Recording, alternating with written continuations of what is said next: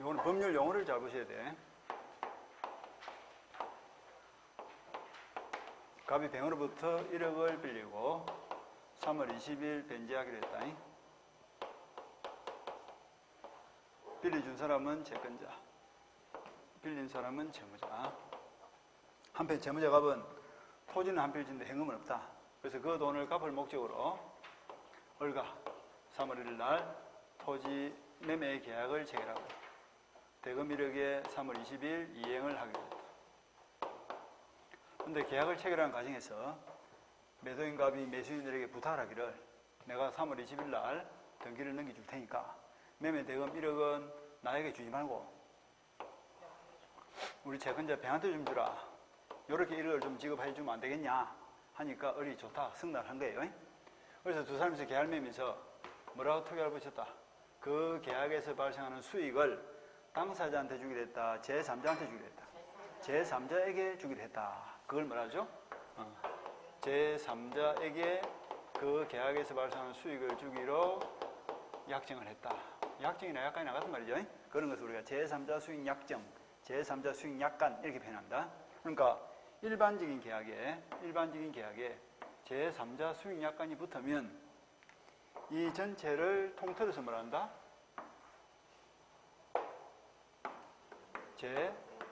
제3자를 위한 계약이다 이렇게 표현하는 거예요. 그러니까 3월 1일 날 두 사람의 합의하에 제3자를 위한 계약이 완전하게 체결됐다 이렇게 보시면 되겠다. 그러니까 제3자를 위한 특별한 것이 아닙니다. 일반적인 계약에 뭐가 붙으면 돼? 3자를 위한 약관이 3자 수익 약관만 붙으면 돼.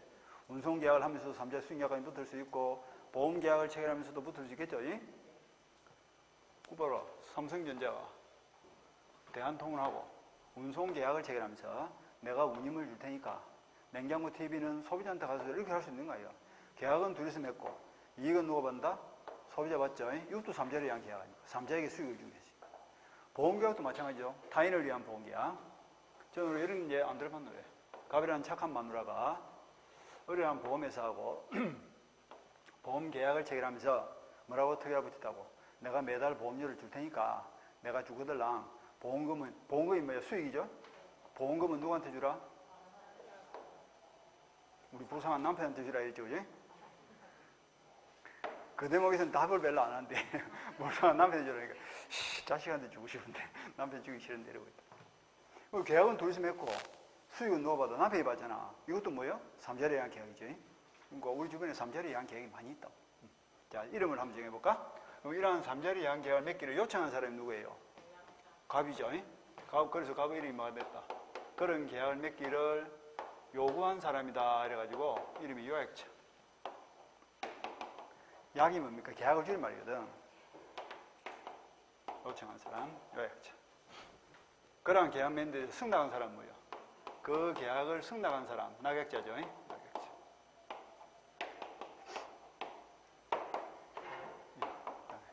낙약자 할 때 이 낙이 승낙을 줄인 말이에요. 낙약자. 그래서 이 사람 이름은 뭐예요? 이익을 받으니까 수익자 이러면 되겠죠. 자, 이름이 다 정해졌습니다. 요약자, 낙약자, 수익자. 그 다음에 3월 20일 이행기가 된 거야. 그럼 을은 병에게 1억을 주겠죠. 매매 대금 요렇게 주고 대신에 뭘 받습니까? 갑으로부터 땅을 받겠죠. 돈은 요렇게 주고 토지로 대신 보상을 받는다 이래가지고 두 사람의 관계는 무슨 관계? 보상관계다 이렇게 표현합니다. 그래서 이 보상관계로부터 3자리에 의한 계약이 이제 출발하는 거예요. 그 다음에 병은 을로부터 왜 1억을 받았을까? 갑에게 돈 1억을 빌려준 대가를 받았죠? 그래서 갑과 병의 관계는 무슨 관계? 대가관계다. 이 대가관계는 요약자와 수익자 사이 내부적 관계에 불과하지 3자리에 의한 계약하고는 아무 관계 없습니다. 그 다음에 이제 낙약자하고 수익자의 관계는 뭐야? 급부관계 내지는 수익관계 이렇게 표현하죠. 수익관계 내지는 급부관계. 이렇게 용어를 이렇게 이제 조금 쓰면 돼. 그러니까 일반적인 사례 문제에서는 그냥 갑을병 이렇게 표현하는데 이 3자리에 의한 계약에서는 갑을병이라고 표현하지 않고 자꾸 요약자, 낙약자, 보상관계, 대관계 이런 용어를 쓰니까 사람이 헷갈리는 거예요. 심리학하면 사람이 헷갈리면 문제를 못 푸는 거예요. 그지? 케이스가 나왔을 때. 그러니까 사람을 딱딱 잡아두는 게 중요합니다. 또 채권자, 채무자 했다가 요약자, 낙약자 했다가 막 3자 했다가 수익자 했다가 막 뒤집어서 써. 그러니까 삼자 해도 병을 생각하고 수익자 해도 병을 생각하고 채권자 이래도 그러니까 갑하고 을 사이에서는 갑이 채무자죠. 근데 갑하고 을 사이에서는 또 누구예요? 갑이 채권자가 되는 거예요. 또 두, 삼사에서는 돈을 받을 사람이니까 채권자가 되는 거예요. 그러니까 채무자를 했다, 채권자를 했다, 요약자를 했다가 갑이를 했다 이러니까 막 사람이 뒤죽박죽 헷갈리는 거야. 그래서 문제를 풀기가 힘든데 구조는 간단해. 요 구조만 딱 머릿속에 자꾸 연습을 하면 돼. 사람이 안 헷갈도록. 그래놓고 이제 제일 중요한 것부터 몇 개 봅시다. 시험에서 제일 많이 나오는 게 요거예요. 3월 20일 이행날짜가 됐어. 그럼 갑이 을에게 등기를 주는 것과 을이 병에게 대금 1억을 지급하는 것은 무슨 관계다? 동시 이행관계죠. 등기받으면 동시에 돈 줘야 될 거 아니야. 그런데 낙약자가 등기 서류를 제공받고 매매 대금을 안 주고 있습니다. 땅은 받고 돈은 안 주고 있는 거예요. 뭐지 이거? 뭐지? 이러면 답을 하세요. 채무불이행이라고. 땅은 받고 돈은 안 주고 있으면 채무불이행이 약속이 있다는 채무불이행. 그럼 채무불이행이 되면 채무불이행을 이유로 매매계약을 해지할 수도 있고 해지가 되면 주고받는 거 어떻게 해야 될까? 돌려줘야지. 원상 회복돼야 되고. 근데 원상 회복을 했는데도 불구하고 별도로 손해가 있으면 그 손해에 대해서는 별도로 또 배상도 할 수 있고 이런 것들이 채무불이행이 있을 때 일어나는 현상이죠. 그럼 이때 이런 것들을 누가 할 것인가 이게 문제예요. 계약을 해지한다는 것은 맺은 계약을 깬다는 뜻인데 계약은 누구만 깰 수 있지? 계약의 당사자만 깨야지. 계약의 당사자가 아닌 자는 남의 계약을 깨면 돼? 안 돼? 안 되지. 그러니까 을의 채무불이행이 있으면 계약의 당사자인 누가 해지한다? 갑이 해지. 요약자가 해지를 해야지 수익자가 해지권이 있는 건 아닙니다. 그리고 해지할 때 수익자의 동의를 받을 필요는 있다 없다? 동의를 받을 필요는 없죠. 계약을 맺고 깨는 것은 계약 당사자의 고유 권한이기 때문에 수익자의 동의 없이도 계약을 해지할 수 있다. 이러면 되겠다. 그 다음 원상회복. 을이 계약금 중도금까지 해서 지금 현재 병에게 돈을 한 5천만 원을 지급한 상태에서 매매 계약이 해지가 되어버렸다. 해지돼 버리면 계약을 맺기 전의 상태로 돌려놔야 되기 때문에 받은 돈도 돌려줘야 될 거 아닙니까? 그럼 을은 받은 돈을 돌려달라. 누구한테 해야 되느냐? 이게 문제예요. 을에게, 병에게 돈을 준 것은 누구 대신 준 거지? 갑을 대신해서 준 것이기 때문에 누구한테 가 돈 받아야 될까? 갑한테 가야 돼. 그래서 원상회복도 갑을 상대로 청구해야지 병을 상대로 원상회복을 청구한다든지 병이 원상회복 의무를 진다든지 이러면 틀린 말이 되는 거예요. 그 다음에 수익자가 3월 20일 날 그 돈 1억을 받아가지고 딴 데 투자를 계획을 세웠는데 어려운 놈이 돈 안 주는 바람에 투자할 수 있는 기회를 놓쳐가지고 손해가 발생한 거예요. 그러면 병에게 발생한 요 손해의 원인 제공자가 누굽니까? 우리 약속을 위반했기 때문에 병한테 손해 발생한 거예요. 그러니까 손해가 발생한 병은 약속을 위반한 을을 상대로 그 손해에 대해서 배상을 청구할 수 있다 없다? 손해배상을 청구할 수는 있습니다. 그러니까 계약이 해제가 되거나 원상회복을 하는 것은 요약자의 몫이고 손해배상 청구권은 수익자가 직접 할 수 있다. 이렇게 이 부분이 시험에 중요하고요. 그 다음에 이제 헷갈리는 것이 이런 게 있어. 헷갈리는 거. 3월 20일 날 병이 을에게 돈 받으러 갔어. 1억을 주세요. 하니까 을이 하는 말이 내가 매매계약을 맺을 때 상대방 갑으로부터 사기를 당했다. 따라서 나는 이 계약을 사기를 이유로 취소하고 돈을 못 주겠다라고 병의 요구에 대항이 뭡니까? 병의 요구에 거절한다 말이죠. 거절할 수 있다 없다? 거절할 수 있습니다. 그 왜 그러냐면 이 매매계약이 보상관계죠. 이 보상관계는 3자리 예안계약의 기본관계이기 때문에 거기에 하자가 생기면 계약 전체에 영향을 미칩니다. 그래서 취소를 해버리면 어떻게 될까? 소급해서 계약이 소멸하고 채권 채무가 없어지기 때문에 갑은 땅을 줄 필요도 없고 을은 돈을 줄 필요가 없는 거 아닙니까? 그러니까 병 보고 돈 준다 못 준다? 못 준다 이렇게 거절할 수 있는 거예요. 그래서 낙약자는 보상관계의 하자를 이유로 수익자에게 대항을 할 수 있다 이렇게 표현하는 거예요. 이 중요하고요. 그 다음에 이제 다 박아봅시다. 3월 18일 날 갑이 병에게 1억을 지급해버렸습니다. 돈 1억을 줬어. 그럼 병은 돈 받을 것이 있어 없어?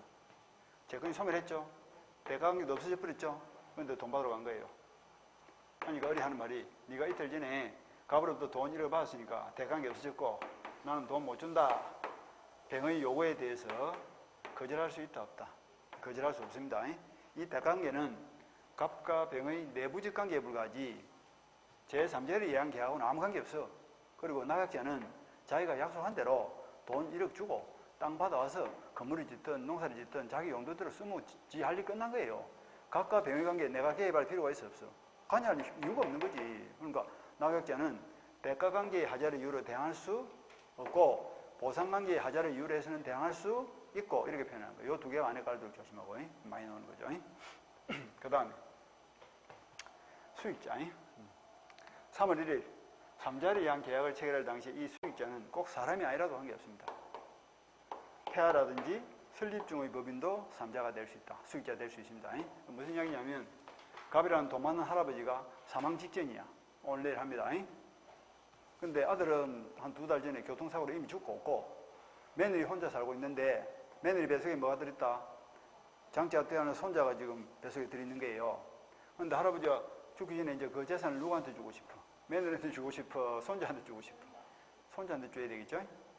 왜 며느리한테 안 줄까? 딸 사는 자리가 와서? 그래 맞다. 딴 사는 자리가 와서. 사람이 똑같아. 그래서 우리 팔도 뭐 며느리한테 주는 예는 별로 없어. 왜 그러냐면 임신 중 며느리는 젊었다 늙었다. 젊은 며느리고 만약에 그 며느리한테 돈을 많이 주면 며느리가 애를 놓을까 안 놓을까? 애를 낙태를 할 가능성이 죽일 가능성이 없죠. 그죠? 그러니까 손자의 생명도 위태로운 거야. 며느리한테 돈을 주면. 손자한테 돈을 주면 어떡해? 애를 낙태를 할까 놓을까?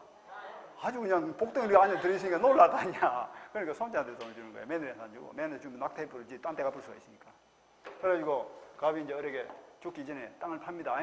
땅을 매매하면서 말했다고. 내가 등기를 넘겨줄 테니까 매매 대금은 네가 가지고 있다가 장차 우리 손자가 태어나면 우리 지금 며느리 뱃속에 있는 손자한테 주라 이렇게 된 거예요. 계약을 맺을 당시에 며느리 뱃속에 있는 손자는 사람이 아니다. 아직 태아기 때문에 사람이 아니죠. 사람이 아니라도 수익자가 될 수 있다. 그런데 돈을 받을 당시에는 뭡니까? 사람으로 태어나서 살아있어야 됩니다. 그러니까 며느리가 죽여야 돼, 살려야 돼. 자식을 살려갖고 잘 키워야 그 돈을 받을 수 있는 거예요. 네. 할아버지가 좀 잘한 사람이야.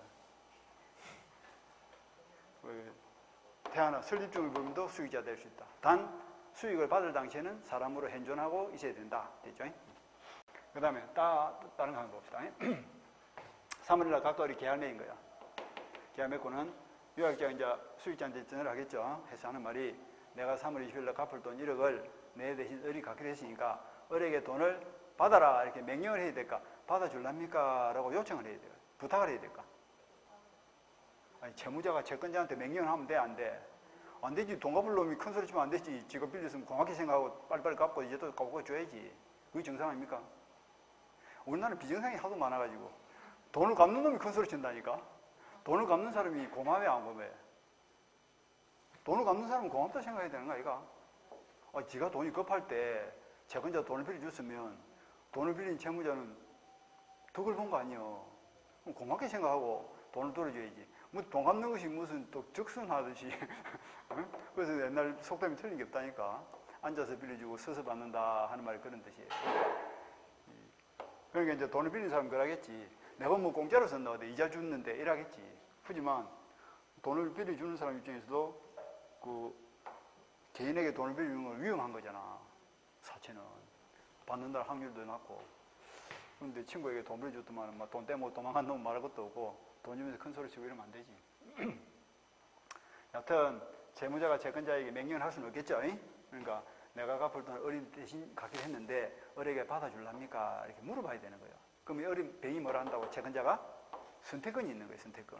내가 생판 모르는 어리게 돈 받아가 또 뒤탈이 날 수도 있으니까 내 뭐 못 받는다. 네가 직접 갚아라.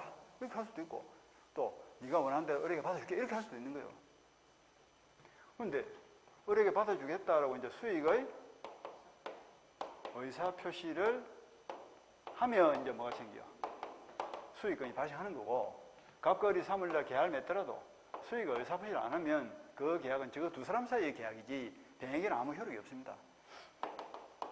병에게는 수익권이 발생한다 안 한다? 안 한 거예요. 그리고 동의를 해서 이제 수익 의사 표시해서 수익권이 발생하면 병은 돈 1억을 받을 수 있는 채권이 생겼죠. 그럼 이 1억 채권을 보호를 해야 돼, 안 해야 돼?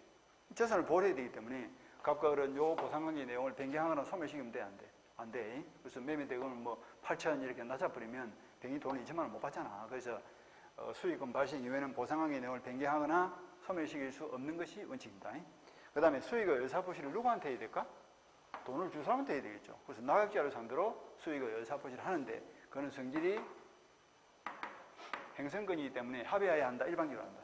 일방적으로 수익의 의사표시를 하면 나각자는 선택권이 없이 그냥 병에게 돈 1억을 지급해야 될 채무가 생기고 병은 돈 1억을 청구할 수 있는 권리가 바로 생기는 거야. 채권 채무한 게 바로 발생한다. 그게 수익권 발생 요건입니다. 근데 수익 의사표시를 안 하면 수익권이 발생하지 않기 때문에 그건 아무 의미가 없다. 그 다음 또 하나. 갑이 병에게 전화를 한 거예요. 어려게 돈을 받아줄랍니까? 했더만 병이 뭐랬다고? 생각 좀 해보고 답을 드릴게요. 이러고는 답이 없어. 그러니까 누가 답답해? 유학자가 답답하지 않니? 유학자가 집을 지어서 땅을 샀는데 병이 돈을 받아줘야 나도 땅을 받아서 집을 지을 거 아니야. 그러니까 답답한 낙약자가 수익자에게 채굴을 합니다. 내용증에 보내가지고 3월 15일까지 돈을 받을지 안 받을지 답을 주세요. 채굴장을 보낸 거예요. 근데 그 날짜가 되도록 아무 답이 없어. 그럼 받는다 안 받는다? 요거는 수익을 거절한 것으로 간주합니다. 그런 파일도 있고. 이런 파일들이 이제 3자리 이한 계약에서 우리가 쭉 봤던 이야기들. 자, 봅시다. 3자리 이한 계약도 매년 나옵니다. 한 번도 빠진 적이 없다. 그 다음에 410페이지. 저 위에 셋째 줄부터 봅니다. 계약의 당사자가 자기 명의로 체결한 계약에 의하여 제3자로 하여금 직접 계약 당사자 일방에 대해서 권리를 취득해 하는 것도 가능하다. 그런 계약을 3자리 이한 계약이다. 그러니까 제3자인 병이 계약의 당사자인 을로부터 직접 수익을 발생할 수 있도록 약정을 하는 그런 계약을 3자리 이한 계약이다. 그리고 또 하나 이번에 보니까 이제 얘가 나와 있죠. 우리는 여기 토지되는데 그 책에는 우리가 뭐야? 집으로 돼 있죠? 똑같아. 주택을 을에게 팔면서 주택 매매 대금은 누구한테 주기로 했다? 병한테 주기로 했죠. 그래서 갑의 이름 뭐야? 요약자, 을은 낙약자, 병은 수익자. 이렇게 이름을 정하면 되고요. 그런데 또 하나 3번에 3절에 의한 계약은 얘가 나와 있죠. 타인을 위한 보험계약 줄치고 이게 아까 뭡니까? 착한 마누라 이야기죠. 왜 내가 죽어들라 보험금은 부산한 남편 주라 했잖아. 타인을 위한 보험계약. 그 3절에 의한 계약이고요. 그 다음에 밑에 병존적 채무인수 줄치고 여기 병존적 채무인수 요 그림이 갑이 얼굴가 뭐랬습니까? 내가 병에게 1억을 갚아야 될 채무가 있는데 내가 땅을 너한테 줄 테니까 니도 뭐 하자. 내가 짊어진 그 채무를 함께 짊어지자 이 말 아닙니까? 그래서 계약을 맺고 병이 수익을 의사표시를 하면 을에게도 채무가 생기죠. 그럼 을에게 채무가 발생하면 갑의 채무가 소멸해 안 해? 소멸하지 않습니다. 채무자 두 명인 거예요. 나란히 병존해서 두 사람이 병한테 책임을 진다. 그럼 병한테 피해를 주는 건 없죠. 그죠? 채무자 한 명 더 있으면 유리하지 아무래도 돈 받을 확률이 높고. 병존적 채무인수. 그다음 3자의 법률에서 기본관계 줄치고 그리고는 셋째 줄에 보상관계라고도 한다 줄치고. 그래서 갑과 을의 관계가 무슨 관계입니까? 보상관계. 토지를 돈을 병한테 주고 토지로 보상을 받는다. 이래가 보상관계. 그다음 넘어서 보상관계는 3자에 의한 계약의 기본관계이기 때문에 그래서 니은을 넘어서다. 니은에 가니까 이 관계는 보상관계는 3자에 의한 계약의 내용을 이루고 따라서 그 하자는 계약의 효력에 영향을 미친다. 그래서 아까 여기서 보상관계에 사기라는 하자가 발생하면 그걸 취소해버리고 3자에 의한 계약 전체가 소멸하고 병한테 돈을 준다 안 준다 영향을 미친다 했죠. 그 다음에 대가관계 이거는 요약자와 수익자 사이 내부적 관계에 불과하기 때문에 둘째 줄 끝머리 이 대가관계는 요약자와 수익자 사이 내부관계에 불과하고 3자에 의한 계약이 아닙니다. 따라서 그것이 없더라도 3자에 의한 계약은 아무 지장을 받지 않습니다. 유효하다. 그 다음에 급부관계는 아까 말한 대로 낙약자와 수익자 사이 관계죠. 크게 중요하지 않고요. 그 다음에 양가로 2번 제3자에 의한 계약이 체결되고 그 3자 약관대인데 수익이란 말을 끼워 넣습니다. 약관 넣을 때 수익을요. 제3자 수익 약관. 제3자 약관이라면 그 약관의 내용이 뭔지 모르잖아. 그러니까 제3자에게 수익을 주기로 약정을 했다 이런 뜻입니다. 제3자 수익 약정. 그래서 양가로 1번 3자에 의한 계약이 체결되기 위해서는 요약자, 낙약자 사이에 기본 계약을 체결하고 또 뭐가 필요하다? 제3자인 수익자에게 권리를 취득시키려는 합의가 있어야 된다. 이익을 주려는 합의가 있어야 된다 이 말이죠. 그리고 양가로 2번 첫째 줄 끝머리 제3자가 직접 권리를 취득하는 사항이 계약에 포함되어 있어야 된다. 즉 이걸 뭐라 한다? 제3자 수익약관이라 한다 이러면 되겠죠. 그래서 매매대금 1억을 병한테 주기로 약정을 해야 된다. 그런 이야기입니다. 그 다음 넘어서 그럼 이제 제3자는 어떤 사람이 해야 되냐? 둘째 줄 제3자를 의한 계약에서의 3자는 그렇죠. 계약 당시 현존하지 않아도 되므로 꼭 사람이 아니라도 관계없어. 그래서 태아라든지 설립중의 법인도 3자가 될 수 있다. 아까 저 며느리 배수인도 손자한테 주라 했죠. 그 이야기입니다.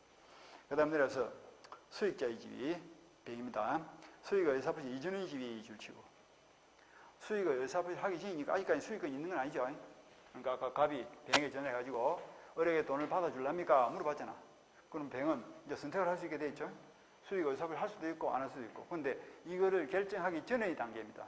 수의가 의사표시를 한 것도 아니고 안 한 것도 아니에요. 그 전의 단계에 뱅은 아직까지 수의권은 없지만 언제든지 나약자에게 뭘 할 수 있다. 일방적으로 수익의 의사표시를 함으로써 돈 1억을 받을 수 있는 가능성을 가지고 있는 사람이죠. 그죠? 그렇게 느낌을 가지고 보시면 될 거예요. 그래서 기업 내려가서 나약자에게 하는 수익 의사표시는 성질이 뭐다? 형성권이다. 따라서 형성권은 몇 년? 10년의 재치기간에 걸릴 것이고 그 다음에 띠것에 보니까 나약자에게는 최고권이 된다 돼 있죠. 아까 그 생각 좀 해보고 답을 드리겠습니다. 그 이야기예요. 그러니까 나약자 아까 최고를 했죠. 상당한 기간을 정해서 최고를 했는데 밑에 줄 상당한 기간을 정하여 항수 여부의 학답을 최고할 수 있고 그런데 리얼에 보니까 그 기간 내에 학답을 받지 못했다. 답을 안 한 거지. 그러면 수익을 받는다, 거절한다. 수익을 거절한 걸로 간주한다. 그렇게 이러면 되겠죠. 그 다음에 넘어서 수익의 의사표시에 안 걸리치더 기억 둘째 줄 같은 걸 봅니다. 수익자는 채무자, 즉 나객자죠. 채무자를 또 나객자다 하기도 합니다. 나객자를 채무자를 한다. 나객자에 대한 수익의 의사표시를 하여야 권리를 지정한다. 줄치고 수익 의사표시 누구한테 한다? 나객자한테 하는 거예요. 그 다음에 동그라서 한번 수익 의사표시 이후이지 이후 동그라치고 수익 의사표시를 하면 이제는 뭐가 생겨요? 수익권이 발생했죠. 하지만 제3자는 계약의 당사자다 아니다. 계약의 당사자는 아니죠. 그러니까 기업 제3자는 당사자가 아니기 때문에 해제권, 지속권과 같은 당사자가 가지는 권리는 가질 수가 있다 없다? 없어. 하지만 셋째 줄 나객자가 채무불이행을 하면 손해배상 청구한다 뭐 한다? 손해배상 청구한다 있죠. 그 다음에 니은 많이 틀리는 거죠. 둘째 줄 선의의 3자로서 보호받지 못한다 줄치고 자 선의의 3자로서 보호받는 사람은 그럼 누군고? 첫날 그 첫날 수업이 중요하다. 첫날 이거 아이가 당사자, 목적, 의사표시 위에는 뭐 절대 상대라고 밑에는 상대자가 들어가면 무조건 뭐가 들어가? 선의 3자에게는 대항하지 못한다. 이게 선의 3자예요. 이 3자가 선의 3자로서 보호받는 3자라고. 무엇에 관련된 3자예요? 비통착사. 비통착사에 관련된 3자는 선의 3자가 보호되고 이때 선의 3자는 하자 있는 법률행위 당사자로부터 새롭게 권리를 지정한 3자입니다. 그 자가 비통착사에 관련된 하자로 인한 3자는 선의 3자가 보호가 된다 이런 뜻이에요. 그런데 이 3자는 새로운 권리를 지정한 자가 아닙니다. 요약자와 나약자 사이의 계약에서 발생하는 이 매매 대금 1억을 요약자를 대신해서 받는 사람이지. 그러니까 준 당사자지. 요약자 대신 받는 거지. 그 사람이 나약자하고 새로 계약을 맺어가지고 1억 채권이 새로 발생한 건 아니다 말이지. 그래서 이 사람은 선이라도 보호가 돼 안 돼? 보호가 안 된단 말이야. 선이라도 보호가 안 돼. 그러니까 아까 여기서 돈 달라 했을 때 을이 사기를 이루어 취소하고 돈 못 줍니다 했을 때 뱅이 사기를 이루는 취소는 상대적 취소니까 나는 선이가 돈 달라 돼 안 돼? 안 된다니까. 이 사람은 새로운 권리를 짓는 자 아니야. 갑과 을 사이에는 사기라는 하자가 발생했죠. 그런데 뱅이 사기를 당한 을과 다시 계약을 맺어 땅을 사고 뭐 이런 게 아니잖아요. 그러니까 보호 대상의 3자는 아니다. 따라서 선이라도 보호가 안 된다. 그렇게 보시면 되겠네. 선이라도 보호가 안 된다.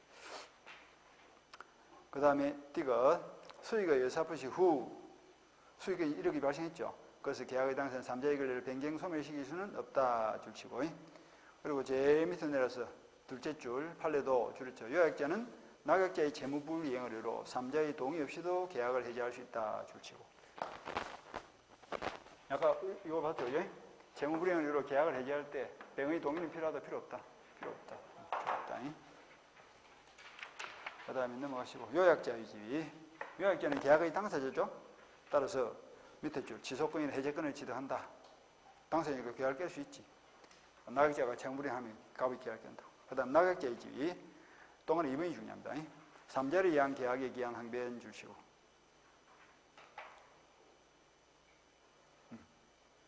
그래서 밑에 법전 봅니다. 채무자가 누굽니까? 나약자입니다. 나약자는 쭉 가서 3자를 위한 계약에 기한 항변으로 그 3자를 위한 계약에 기한 항변으로를 다른 말로 고치면 보상관계에 기한 항변으로 이렇게 고치면 되겠죠. 3자를 위한 계약이 어디서 만들어졌어요? 갑과 을 보상관계에서 만들어진 거 아닙니까? 그러니까 이 보상관계에 기한 항변으로 수익계획에 대항할 수 있다. 그 이야기를 하고 있는 거야. 계약 취소하고 돈 못 줍니다. 이 소리죠. 그래서 그 계약의 이익을 받을 삼자에게 대항할 수 있다. 그렇지만 아까 대가관계에 기한 항변은 대항할 수 있다. 없다. 없다 그랬죠? 봤다 이거 여기서. 대가관계에 기한 항변은 대항할 수 없고 보상관계에 기한 하자를 이유로 해서는 대항할 수 있고 헷갈리지 않도록 구별하시고. 대가관계는 아까 요 아파트에 3월 18일 1억을 줘버렸다. 병이 돈 받을 것이 없죠? 근데도 돈 받으러 갔죠? 그러니까 어리 하는 말이 네가 이틀 전에 갑으로도 돈 1억을 받았으니까 나 돈 못 줍니다. 즉 대가관계가 소멸되어 있으니까 나 돈 못 줍니다. 돼 안 돼? 그건 안 된다고. 어른 뭐만 하면 돼? 약속한 대로 돈 주고 땅만 받으면 될 거 아니야. 그럼 병은 지금 몇 억 받았나? 1억 받고 2억 받았을 거 아니야. 얼마만큼?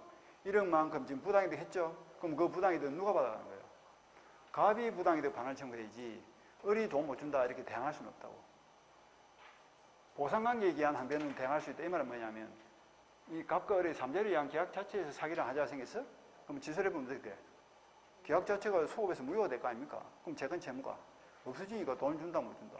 땅도 줄 필요 없고 돈도 줄 필요 없는 거 아닙니까? 그럼 당연히 대항할 수 있는 거야. 돈 달라 이러면 돈 못 준다.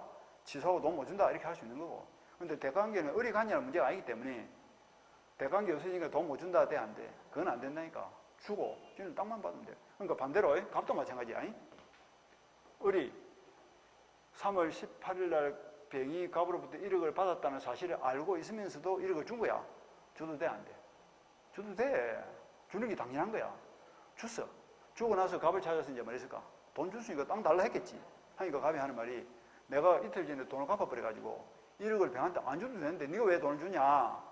안 줘도 되는 돈을 줬으니까 나 땅 못 준다. 돼 안 돼? 그거 안 되는 거야.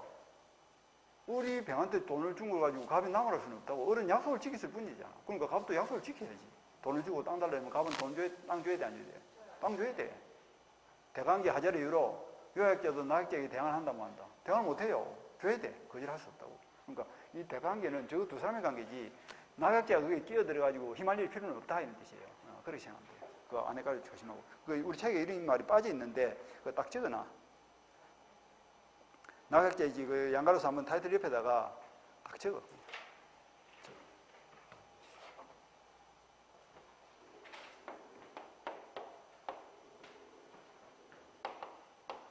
나약자는 보상관계에 기한 항변으로